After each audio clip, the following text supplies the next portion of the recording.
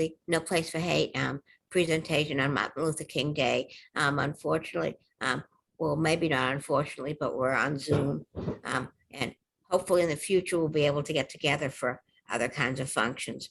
Hull has had a No Place for Hate committee since the year 2000. We were one of the first ones certified in the state of Massachusetts, and we've been active ever since. And it's just so nice that everybody is here. If everybody could please mute yourself until after the movie is finished, that would be appreciated. What we're going to be doing is we're going to be having a screening of the film, and following that, there'll be breakout sessions and discussions. And so if you're able to stay following the film, that would be wonderful. Anyway, so I'd like to just read to you our mission statement. Hull No Place for Hate is a nonpartisan town committee dedicated to building bridges of understanding within our community. We seek to promote diversity, equity, and inclusion among all people.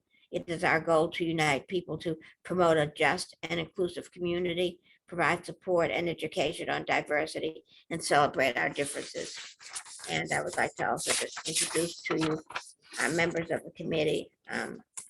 We have Celia Nolan, who you probably see on your screen right now, Deb Baer, here, Gabriel Ben Yosef, Valerie Carlson, Vice Chair, Laura Gilhard-Hardy, you here? Steve Greenberg, Jimmy Lamke, who's also our town council, and he's been on the committee since the beginning as well.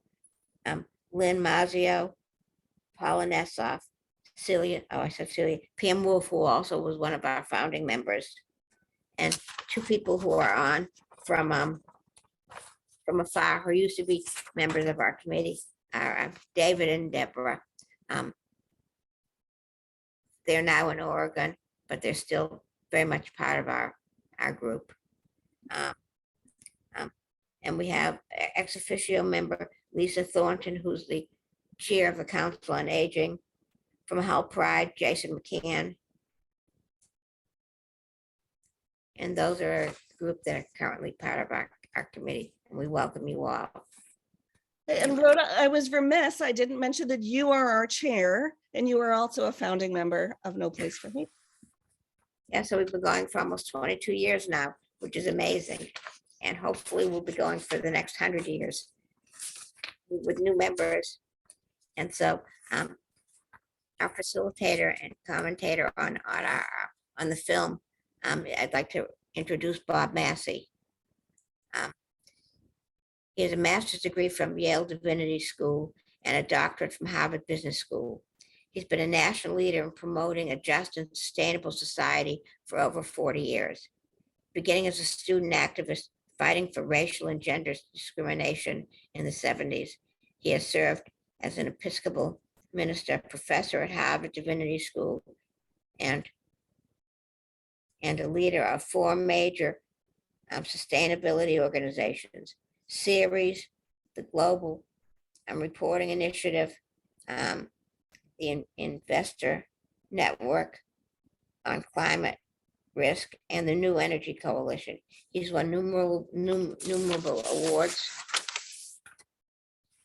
in his work challenging corporate power, especially in the field of climate change. Yay.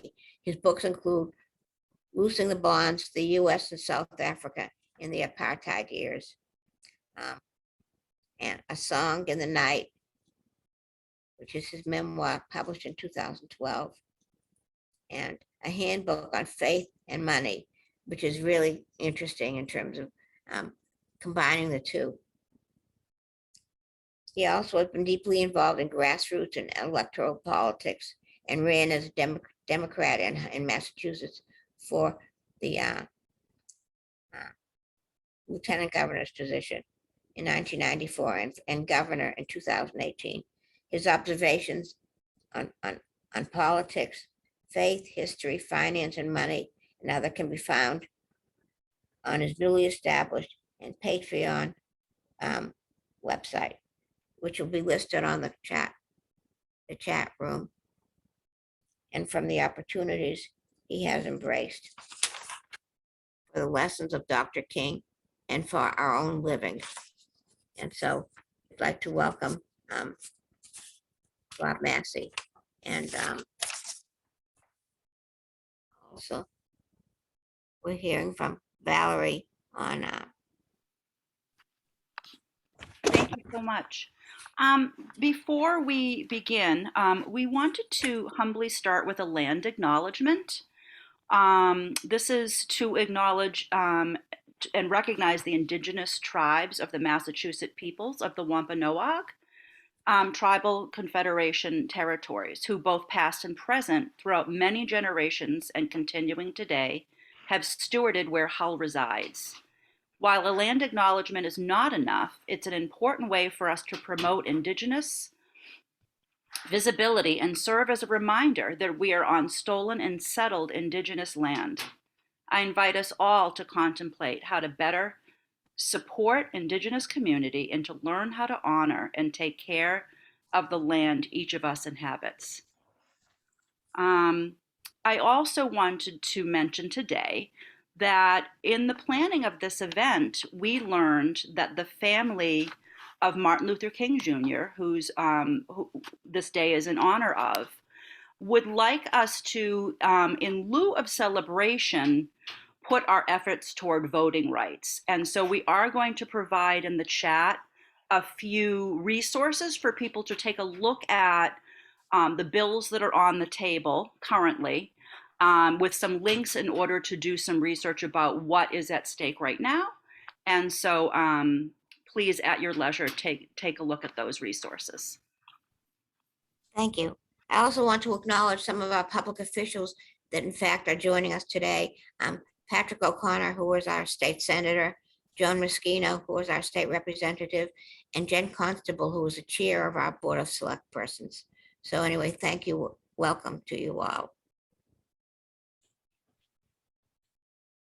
And now I'd like to introduce Paula Nessoff, who will introduce a short introduction to the film, to be followed by Bob. Thank you, Rhoda. Really appreciate it. It's so wonderful to see so many people. It really warms my heart. The Hull No Place for Hate event for this year for honoring Dr. King chose a community viewing of the film Mission Joy, so we could emphasize how we are all interconnected as community, where we all can contribute to spreading joy, happiness, and hope in difficult times. Our actions of giving to others bind us together in what Archbishop Tutu refers to as Ubuntu, a Zulu word for I am because we are. Dr. King has been referred to as our national conscience. His words and actions inspire generations to contribute towards a more just and equitable society, as now being involved in the continuing struggle for voting rights. In his final book, Where Do We Go From Here? Chaos or Community? His quote is, what is needed is a realization that power without love is reckless and abusive, and that love without power is sentimental and anemic. Power at its best is love, implementing the demands of justice, and justice at its best is love, correcting everything that stands against love. So now we celebrate Dr. King's Day by communities very often doing volunteer work. And we're so proud of our Hull community because so many people are involved in regular community giving. So as we watch the film and we come together afterwards through our whole group, if people want to stay and join us, please do. Think about the ways we can further our interconnectedness, our love and hope for all our communities. Thank you so much for being here. And thank you, Bob Massie, for sending us off before we see this wonderful film. Peace to you all. Thank you so much, Paula. Now it gives me great pleasure and humility to introduce Bob Massie, who will direct us through this film. Thank you very much, Bob. Well, thank you. It's an extraordinary opportunity and privilege to be doing this. Excuse me, I just am timing myself to make sure that I don't wreck the timing for the movie.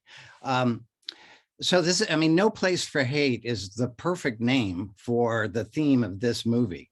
And I'm just going to talk super quickly about what is this movie, what is the connection to Martin Luther King, and what does this mean for each of us? So I haven't actually watched the movie. I've seen lots of clips, and there's a movie book that came out. I don't know if you can see this. No, maybe not.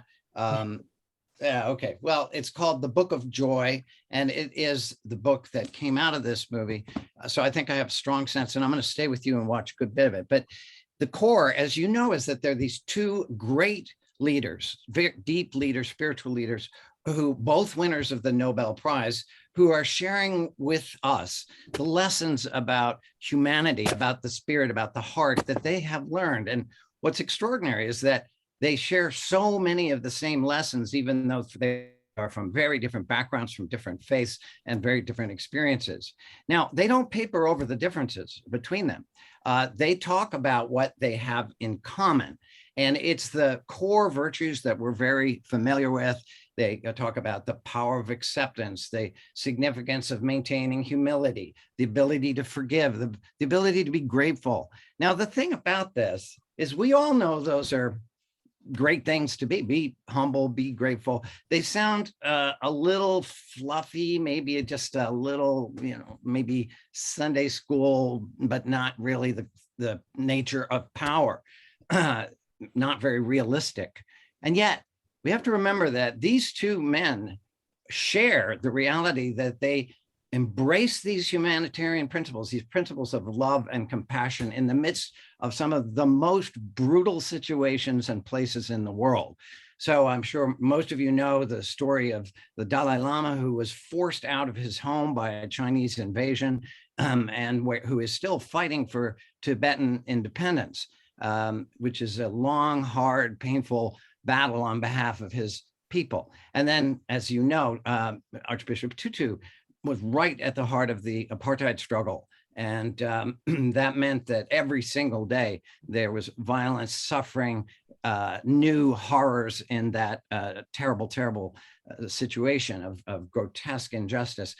He had to perform many of the funerals for people that were killed by the security police. And yet, even in the midst of all of those kinds of horrible situations where they were called on as leaders, they maintained this idea that it was possible to continue to experience joy, to come to the deeper parts of life, even in the middle of these tragedies. So that leads us to Dr. King. There's actually a lot of connections between these two men and Dr. King. For one thing, I'll just give you three.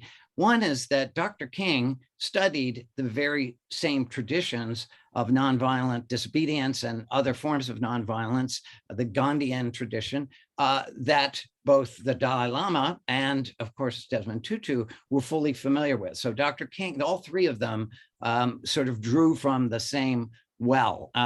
The other, as I mentioned before, is all three of them had to live their daily lives knowing that at any moment they could be assassinated. So many people around Desmond Tutu were assassinated. Many of Dalai Lama's, during the original invasion, people lost their lives. And Martin Luther King was under constant threat and had his home bombed, and he survived that. But so this Dr. King's ability to speak about the fundamental issues of justice and love in the midst of that constant threat. And then the final thing is just a very interesting historical example of how Americans could not really focus on what was going on in South Africa until Tutu won the Nobel Peace Prize. So Dr. King won it in 1964, Desmond Tutu won it in 1984, and suddenly the anti-apartheid movement had in Desmond Tutu a Black cleric leader fighting a racist system that we could identify with. And in that, the United States engaged more and contributed to the eventual liberation of South Africa. So that brings me to the last thing, which is, having looked at these guys and thought about thinking about Dr. King today, what does this mean for us? And again, we might think that forgiveness and gratitude, generosity, acceptance, that these are kind of nice to have principles, pretty principles, but not at the core of power and reality. We're taught those kinds of ideas are soft, and the things like military power are strong and hard.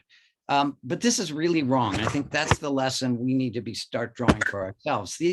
The lesson that comes from these two men who you're going to be hearing from is that the most powerful force in human experience is the power of love. It may be slower than other methods, but it's the one that provides the lasting solution and lasting healing. In Christianity, love is stronger than death. That's part of the belief. In Buddhism, compassion is the pathway to enlightenment, and enlightenment leads to compassion. So this fundamental connection between human beings and their creation is the thing that drives truly transformative behavior. So if you're like me, you might watch this movie and think, gosh, I wish I were a spiritual leader like they were, but I'm a mess inside. I could never do that. Or I wish I could learn from them and do what they do. Well, here's the thing. All of these people, and especially the Dalai Lama and Desmond Tutu would say, because I've heard them say this, and you will hear them, I think, on this, say, I'm not that different from you. I'm a regular human being. I struggle with the same things.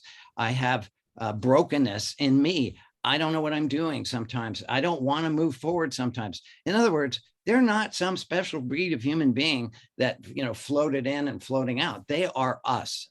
And so that's, I think, the lesson that I hope we will all take. They're not asking us to become them. They want us to be us. They want us to become the real us. So I'm really asking that we all consider, how can we address real division, real hatred, take real action by finding the real us. Very last thing I'll say is I did know Archbishop Tutu personally. I was in South Africa for 6 months in 1993. I was with him in religious services. I preached from his pulpit, and I interviewed him several times for the book I was writing. And I'll just tell you that at the last interview, I asked him if he would say a blessing for me. And we stood up and he put his hands on my head and he prayed this long blessing in Xhosa, which is one of the African indigenous languages. And when he finished, he had that lovely Desmond Tutu smile and he said, well, I know you did not know what I said, but I promise you it was a very good prayer. And it was very effective because it was in the language that they speak in heaven. And so his sense of humor and his accessibility radiated out of him in that moment, which I'll cherish. But I think the larger point that I made in a short essay I wrote is that he did speak in the language of heaven. That is the language of acceptance, peace, generosity, inclusion, the things that we're all called to embrace and therefore to become vehicles of as we go forward. So thank you very much. No place for hate. This should be a place of inclusion and love and overcoming difference. And I'm grateful to have the opportunity to speak to you about that.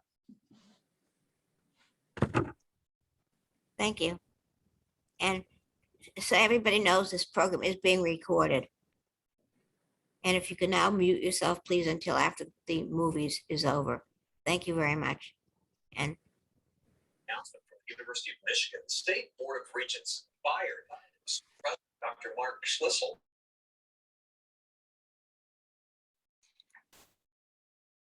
Rhoda, I'd like to add a statement that we, as we said, will be gathering in groups at the end.